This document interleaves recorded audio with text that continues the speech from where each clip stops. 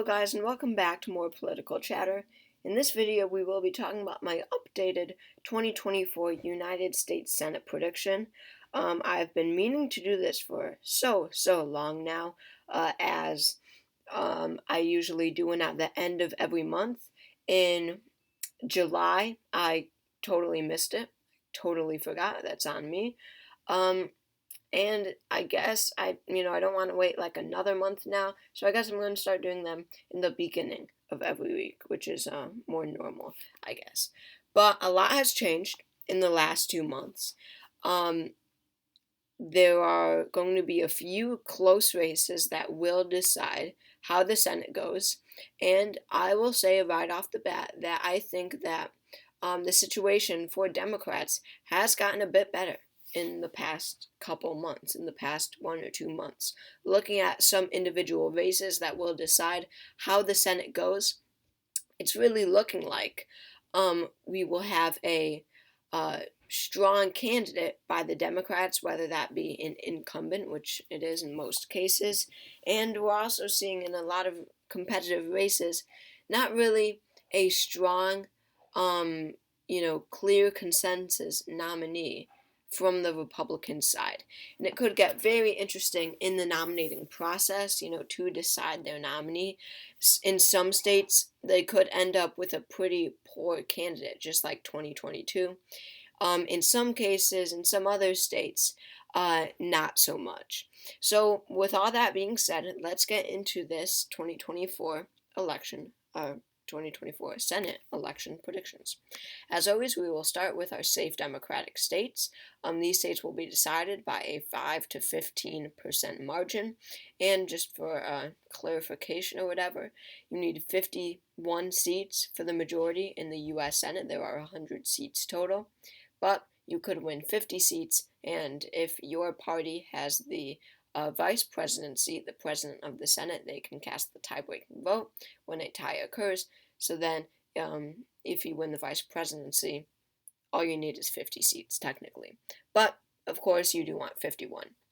So, Democrats have 28 seats going into the 2024 elections. Republicans have 38. So, already, Republicans have a huge advantage of 10 seats. Let's start with our safe Democratic states. Again, margins of 15% or more. We have Maria Cantwell, incumbent in Washington. We have this Democratic primary in California is very, very interesting. We have an outgoing Senator, Dianne Feinstein. I have a whole nother video on that. Go check it out. But it's a battle between Katie Porter, Adam Schiff, and Barbara Lee. This primary is pretty crazy. We have Mazie Hirono in Hawaii. We have Chris Murphy in the state of Connecticut, my senator. Blumenthal in 2022 was a likely margin, but with the presidential election being held on the same ballot, that's a safe state. Sheldon Whitehouse in Rhode Island, Elizabeth Warren in Massachusetts, Bernie Sanders, or if he does retire, whoever may replace him in Vermont. I believe Angus King announced that he is running again. That's a safe margin. Note that Bernie and King are both independents technically, but they do caucus with the Democrats. Then we have Kirsten Gillibrand in New York. That one's probably safe. Could be likely though. But then again, it's not being held with the gubernatorial election, so Democrats will definitely have a boost, unlike in 2022. Maryland, that's a competitive primary. We have an outgoing Senator, Ben Cardin there. Ben Cardin we have in Delaware. Who even is retiring in Maryland? I have no idea. Anyway, moving on. There is one last safe Democratic state, that being the state of Minnesota. This is a state that we do always give to the Democrats, whatever statewide race it is, but we rarely ever see it being a safe state. But Amy Klobuchar is an extremely strong candidate in the state of Minnesota. She's the senior senator, and she is very much loved in Minnesota, so much so that she ran for president. And, well, I won't go into it. It's not important. But anyway, let's head on to our safe Republican states. Again, margins of 15% or more. North Dakota, we have Nebraska's special election and Nebraska's regular election. We have John Barrasso in Wyoming, Mitt Romney, or if he gets primary, it doesn't even matter, in Utah. Marsha Blackburn in Tennessee, even if Gloria Johnson does challenge her, it's a safe red state. Roger Wicker in Mississippi. Missouri, we have Josh Hawley. That one's not safe, probably. Indiana, we have who? Not Mike Braun. We have Mike Braun retiring. That's right. Jim Banks will probably replace him, U.S. Representative. And that's going to be it. So we have a very fair amount of not safe states. I mean, not really. Never mind. That's not even true. But anyway, after all safe states, there are kind of a lot actually. Republicans have 46 seats. Democrats have 40. So Democrats need 41 more seats for majority, while Republicans only need 5. Again, they are in a much better position going into 2024. Democrats made up some ground with the safe states, but will it be enough? They need 11 more of these states.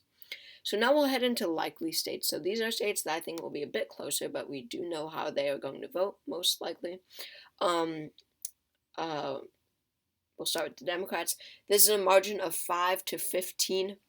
So, as I said, a bit closer. Starting with the Democrats in the state of Virginia.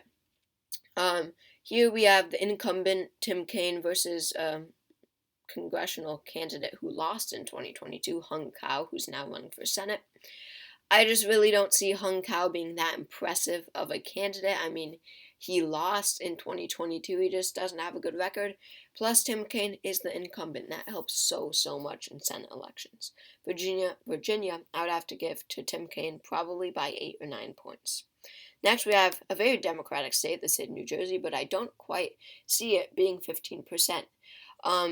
It looks like there is a kind of strong, I forget his name, but something Cruz. His last name is Cruz.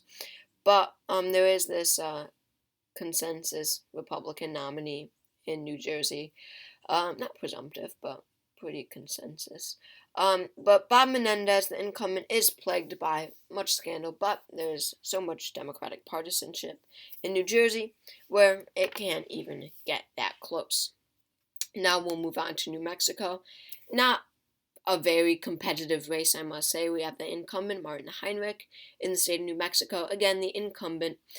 Of course, we don't have many good, successful leaders in the state of New Mexico. I mean, looking at it, who are you going to run? I mean, Yvette Herrell, no, she lost in 2022. Mark Ronchetti, no, he lost in 2020 and 2022. So, that's not really going to be one that will be all that competitive. Moving on with likely Democratic states. I mean, I'm going to make a whole video on this later, but looking at the blue wall Senate races in 2024, these could be so important because it's really not looking like any of them are going to be all that competitive.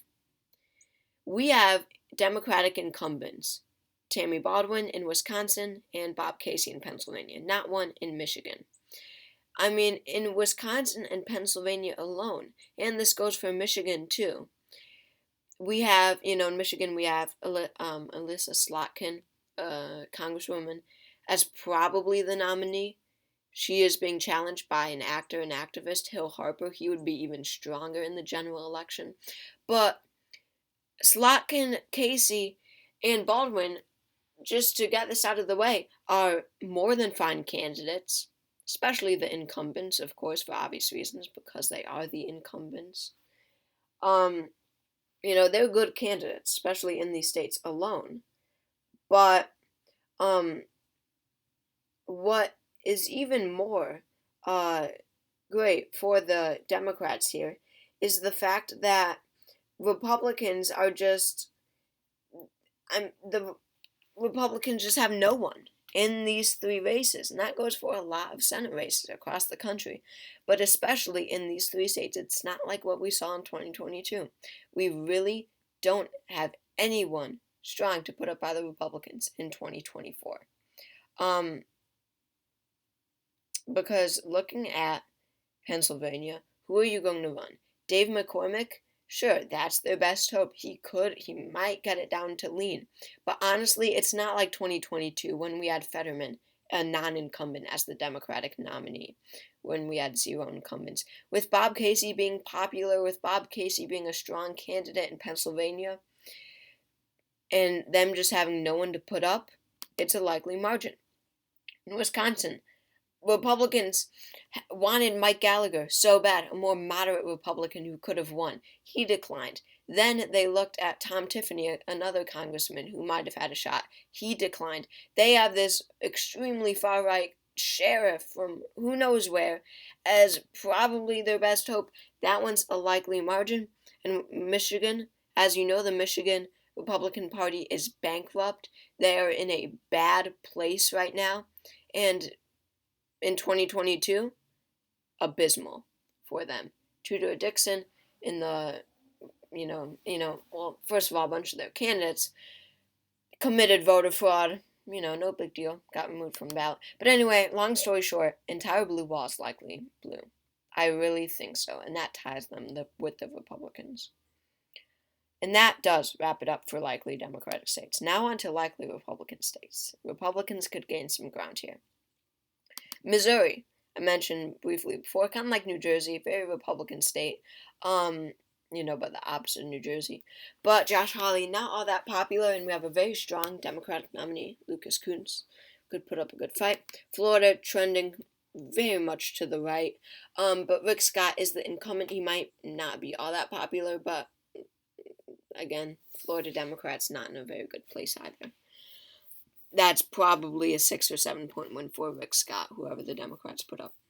And then we have a flip for Republicans. Such a critical but very sure flip right now.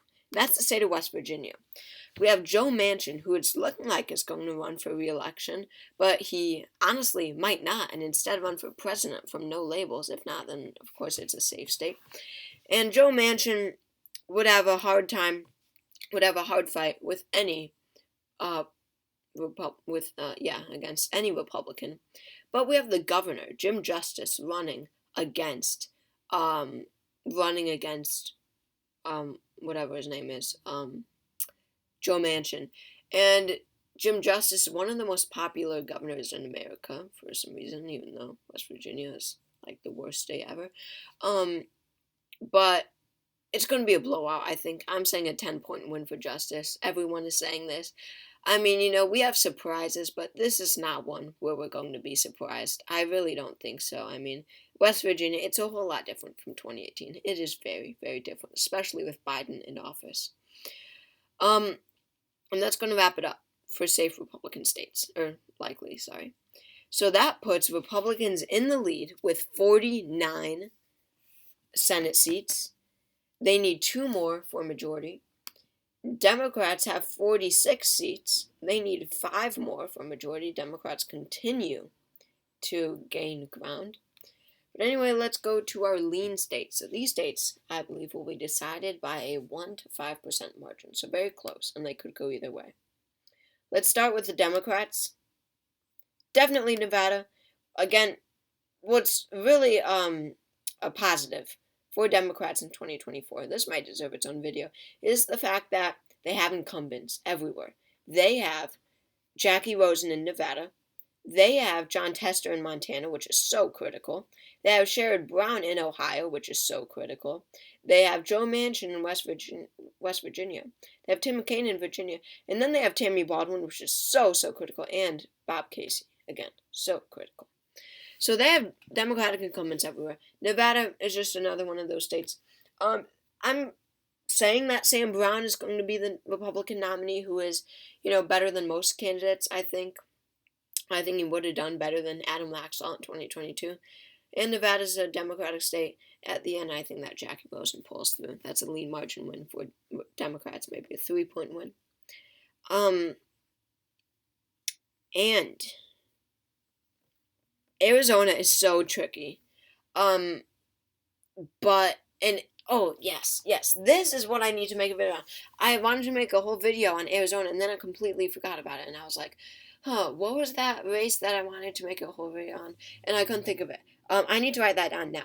But anyway, Arizona, new polling came out, and Democrats are just blowing it out of the water because Kyrsten Sinema is polling second. Second. Okay? In this race, above the Republican, Democrat Ruben Gallego, the congressman, presumptive Democratic nominee, is destroying Kyrsten Sinema as an independent, who is probably going to run as an independent, and the Republicans. So right now, I mean, I'm thinking that Sinema runs as an independent, but who knows? But right now, I'm thinking it's at least a lean margin win for Democrats. And finally, for lean states, we have Texas, which I think goes to Republicans. I think that Ted Cruz narrowly wins re-election against Colin Allred.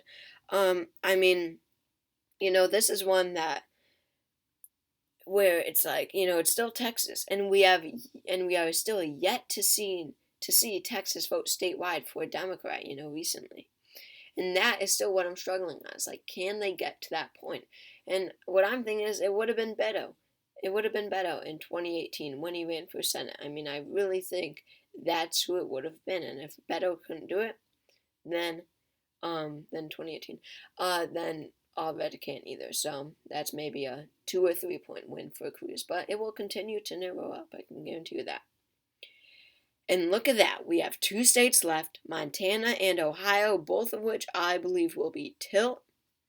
Democrats, so this is interesting. So Republicans are at 50 seats. If they win the presidency in 2024, then they have majority. If they win any of these states, or even if they don't, because they have that vice presidency. Now, Democrats, on the other hand, the only way right now, with this prediction, that they can win control is if they win Montana and Ohio and the presidency. The presidency is most likely for them. But let's see how it goes. Let's start with the state of Montana. I think Jon Tester holds on. I think that Democrats win the Senate seat in Montana. This is one that is going to have so much money poured into it because, honestly, it could go either way. Same with Ohio. But looking at the nominee, it looks like Matt Rosendale, a congressman from Montana's 1st District, it's looking like Matt Rosendale is going to announce soon. He just made this very obvious tweet that he will announce. And then we have Tim Sheehy. Tim Sheehy. I don't know how to say it. Who's a outsider, served in the military. That's what he's running his campaign on, basically. And he is receiving so many of these endorsements. He just got one from Marco Rubio. He's receiving so many endorsements in his Senate, whatever, for a Senate campaign. So we could see a very fierce battle between Rosendale and this guy Tim Sheehy, in this Republican primary. But I must say, I don't think either of them is that strong. I think that whichever one they get, it will be at least tilt Tester. I mean, Tim Sheehy, I don't know. There's just something about that. I think that Jon Tester is much more likable. And we have to remember, Montana voters are not very partisan, when you look at their voting record. So that'll definitely benefit Jon Tester in this race. Jon Tester, of course, is the incumbent. And I don't know, I just think that Jon Tester is really the much more likable candidate and that he will be able to hold on in 2024. Finally, we have the state of Ohio, where we have our Democratic incumbent, Sherrod Brown, running for re-election. And based on polling right now, it's looking like it's going to be Secretary of State Frank LaRose. We also have Matt Dolan in the race, a state senator, and we also have a businessman, Bernie Moreno, who's not polling very well at all in this race, or in this primary. So, assuming they get Frank LaRose as the nominee, I really want, and I think I will, give this race to the Democrats. I think that Sherrod Brown will just pull off a win so narrowly. As all the Democratic incumbents do, yeah, besides Joe Manchin, excuse me. Um, and I don't think that Frank LaRose, being the Secretary of State, has much of a record that Ohio voters will know, trust, enjoy, unlike Sherrod Brown, who is going to position himself as a champion of working class people. That is what, progressives in close races do, like, working class voters. And when you look at a good amount of Trump voters, I'm being completely honest here, who Trump appealed to because he was, he would work for the blue collar working class voters. Looking at those voters, Sherrod Brown is positioning himself as the champion of working class voters. And Frank LaRose is just the, Secretary of State in charge of elections. What does that have to do with working class voters? I think that Sherrod Brown, honestly, could win enough of them to win this race, saying that he is the incumbent. It wasn't the same with Tim Ryan. He wasn't the incumbent. I think that Sherrod Brown, with all the money that he's going to receive, can drive up the vote in the cities. And that, I think, will just push him over the edge just a smidge, and Frank LaRose will lose. And that splits the Senate once again, 50-50. I assume Democrats win the presidency and vice presidency in 2024. Democrats keep control of the Senate. Again, I think they win the presidency. That means they have the presidency too. And, updated House analysis coming soon. But,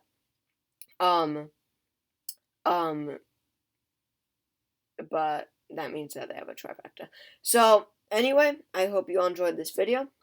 Drop a like if you did. Drop a comment. Drop a subscription. I hope you all enjoyed. And I will see you all next time.